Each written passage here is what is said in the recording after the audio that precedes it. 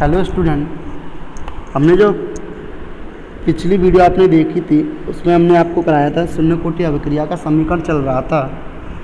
तो उसमें आपने समीकरण फर्स्ट लिख लिया था और जो समीकरण फर्स्ट से आगे का वो ये है, ठीक है। इसमें आपको नोट करना है। तो आपने जो समीकरण फर्स्ट लिखा था, ठीक है, तो समीकरण फर्स्ट के आगे ये नोट करना है, यदि हम समय को t = 0 मान लें, समय को क्या मानना है, t = 0 मान लें, और वहाँ पर जो r = r0 मानना है, क्या मानना है, r = r0, तो जो c की वैल्यू निकलेगी वो c = r0 निकलेगी। और जो c की वैल्यू निकली है, c = r0 जो निकली है, उस वैल्यू को हम क्या करेंगे, समीकरण फर्स्ट में रख देंगे, ठीक है। जो समीकरण फर्स्ट आपने बनाया था उसमें से पुट कर देंगे, और जैसे समीकरण फर्स्ट में इसमें पुट करोगे तो आएगा r = माइनस के KT प्लस का R0। ओके, अब हम क्या करेंगे, जो R0 है, ठीक है, R0 के पास हम देखो यहाँ पर करके बताते हैं, जो हमारा R0 है उसको हमने क्या किया, यहीं पे रहने दिया, लेकिन R का हमने पक्षांतर कर दिया, इसका हमने इधर पक्षांतर किया और KT का हमने इधर किया। तो जब KT का किया तो देखो आपने देखा R0, अब R को इधर लेके आओगे तो माइनस का R हो जाएगा इक्वल टू, अब KT का किया इधर देखो, KT माइनस के इधर करोगे तो ये प्लस की हो जाएगी KT। ओके, ये हो गया। अब आपको K की वैल्यू निकालनी है। जब K की वैल्यू निकालोगे तो T इन दोनों के नीचे चली जाएगी डिवाइड में, तो K = R0 माइनस के R/T। ओके, क्या आ गया, K = R0 माइनस के R/T, ठीक है। इससे कह सकते हैं वेग नियतांक शून्य समाकलित, ठीक है। इससे हम क्या कह सकते हैं, वेग नियतांक शून्य समाकलित। अब यहाँ पे जो हम R देखेंगे, R0 है, वो क्या है, R0 क्रिया कारक की प्रारंभिक सांद्रता। ये बताया था हमने आपको, क्रिया कारक क्या होता है, अभिकारक। तो अभिकारक की प्रारंभिक सांद्रता हो गई। ओके, जो R हो गई वो अभिकारक की अंतिम सांद्रता हो गई, ठीक है। और इसको हम क्या कहते हैं, इसे हम शून्य कोटि का समाकलित वेग नियतांक समीकरण कहते हैं। ओके, उसके बाद हम आते हैं, देखो मेथड सेकंड मेथड से आपकी जल्दी समझ में आएगा। हमने आपको बताया था जो अभिक्रिया का वेग होता है वो उसके सांद्रण के समानुपाती होता है। तो देखो dx/dt समानुपाती a-x। a-x क्यों लिया, क्योंकि सांद्रण हो रहा है कि पावर 0 पावर क्यों ली, क्योंकि बात चल रही है शून्य कोटि की, और शून्य कोटि की डेफिनेशन में आपने पढ़ा कि शून्य कोटि की अभिक्रिया वो होती है जिनकी घातों का योग शून्य होता है, तो इसलिए इसकी घात हमने शून्य रखी।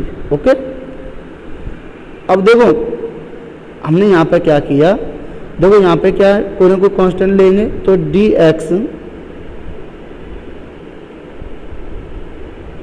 dx upon dt equal to, और देखो समानुपाती के चिन्ह को हटाएंगे तो कोई ना कोई कांस्टेंट लिया तो k, और देखो ये तो सेम रहेगा a-x,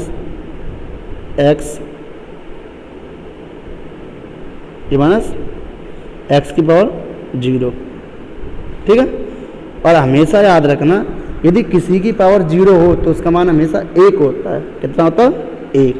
तो क्या हो जाएगा, dx upon dt equal to k1 × 1। Okay, k × 1 हो गया। अब देखो k × 1 हो गया, उसका क्या हुआ, 1 का कोई मतलब नहीं, तो मल्टीप्लाई करोगे। अब हम क्या करेंगे, इसके नीचे 1 मान लें और क्रॉस मल्टीप्लाई कर देंगे, ठीक है। क्रॉस मल्टीप्लाई करोगे तो देखो dx, यहाँ पे आ नहीं रहा, इसको रफ करके लिखता हूँ। तो जब क्रॉस मल्टीप्लाई करोगे आप तो क्या हो जाएगा, dx upon dt, cross multiply कर दो डायरेक्ट, dx इक्वल टू, देखो इधर चली जाएगी dt के dt। ओके, यही उसने किया है यहाँ पे, इसलिए ये क्या है डी एक्स इजकल टू के डी टी। तो ये आगे नहीं आ गया, ठीक है। तो 2 लाइन उसने शॉर्ट कर दी हैं बीच में, ठीक है। तो मैंने आपको समझा दिया कौन सी लाइन शॉर्ट की है। उसके बाद उसने क्या किया, दोनों का समाकलन कर दिया। क्या कर दिया, दोनों का समाकलन। और देखो जब किसी भी चीज़ का हम समाकलन करते हैं तो आपको हमने बताया जब समाकलन करेंगे तो कोई ना कोई नियतांक हमें लेना पड़ेगा, ठीक है। जब हम नियतांक लेंगे तो देखो यहाँ पे क्या होगा, जब समाकलन करेंगे तो डी एक्स का समाकलन एक्स होगा। भाई समाकलन करोगे तो जो डी एक्स है यहाँ पे इसका समाकलन होगा वो एक्स हो गया, ठीक है। के क्या है, कांस्टेंट है, के का तो कुछ होगा नहीं, ठीक है, के। और जो डी टी का समाकलन होगा वो होगा टी। क्या होगा, टी। उसके बाद जब हम कोई भी समाकलन करते हैं तो वहाँ पर कोई ना कोई नियतांक हमें जरूर लेना पड़ता है। तो हमने क्या किया, प्लस सी। सी यहाँ पे क्या हो गया, कांस्टेंट नियतांक। ओके, समीकरण नंबर फर्स्ट। अब हम क्या करें, थोड़ी देर के लिए आपने देखा, हम क्या करें यहाँ पे, यदि t equal to 0, t equal to 0 और x इजकल टू 0 तो वहाँ पर c की वैल्यू हम निकालेंगे समीकरण फर्स्ट से। तो c इजकल टू 0 निकलेगा, वो देखो कैसे, यहाँ पे कह रहा है t इजकल टू 0, जब समय 0 है तो वहाँ पर सांद्रण भी तो 0 होगा। तो देखो जहाँ कहीं भी x आ रहा हो वहाँ पे 0 पुट कर दो, t आ रहा हो वहाँ पे 0 पुट कर दो, ठीक है। तो क्या हो जाएगा, 0 समीकरण फर्स्ट में देखो equal to k into 0 plus c, ठीक है। तो 0 इजकल टू k का गुणा 0 से करोगे तो 0 प्लस सी, तो c इजकल टू 0। ओके, तो c इजकल टू 0 कहाँ से आ गया, समझ में आ गया। तो देखो c इजकल टू 0 अब समीकरण फर्स्ट में रख दो, तो x equal to k T आएगा, क्योंकि c तो 0 हो ही गया, ठीक है। अब आप क्या करोगे, k की वैल्यू निकालो, तो k equal to X upon T. Okay, k equal to क्या आ गया, x अपॉन टी, ठीक है। यहाँ जो x है, यहाँ x क्या है, वो उत्पाद की अंतिम सांद्रता है।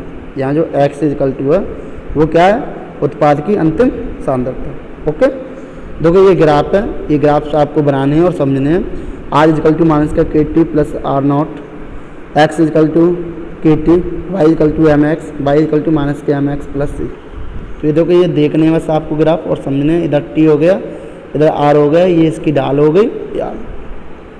ओके, दोनों ग्राफ बनाने हैं। उसके बाद शून्य कोटि अपक्रिया का अर्धायुकाल आता है, ठीक है। तो देखो अर्धायुकाल का मतलब क्या होता है, अर्धायुकाल वो होता है जब कोई भी अपक्रिया अपनी मात्रा की आधी रह जाती है। अर्धायुकाल उससे कहते हैं जब कोई भी अपक्रिया अपनी मात्रा क्या रह जाती है, आधी, आई मीन कह सकते हैं जो 50% रह जाती है, ठीक है।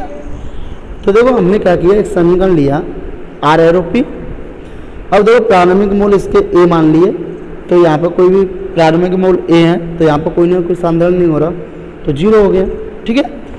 वहाँ पर टाइम क्या है, 0 है, क्योंकि प्रारंभिक टाइम तो कुछ हुआ नहीं। अब हमने क्या कर दिया, टाइम को हाफ कर दिया। जब टाइम को आप हाफ कर दोगे, टी इजकल टू T1/2 कर दोगे, तो जो ए होंगे जो सांद्र वो भी तो A/2 हो जाएंगे, नहीं हो जाएंगे। और जब इसका मोल भी आधा हो गया तो इस आधे मोल को इसमें से घटाओगे, नहीं घटाओगे, A माइनस A/2। ओके, तो यहाँ पर उसने वही किया, A माइनस A/2 हो गया, इसके भी आधे मोल हो गए A/2। ओके, उसके बाद देखो इसने क्या किया, इसको घटा दिया। क्या कर दिया, इसको घटाया तो A/2 आ गया। देखो कैसे, A माइनस A/2, 2 एलसीएम ले लो, देखो 2A माइनस का A इजकल टू A/2 आ जाएगा, क्योंकि 2 में से गया तो A/2। ओके, ठीक है, तो समझ आ गया A/2 कैसे आएगा। उसका देखो शून्य कोटि से, ये शून्य कोटि का फॉर्मूला होता है, अभी आपको मैंने बताया है, ठीक है।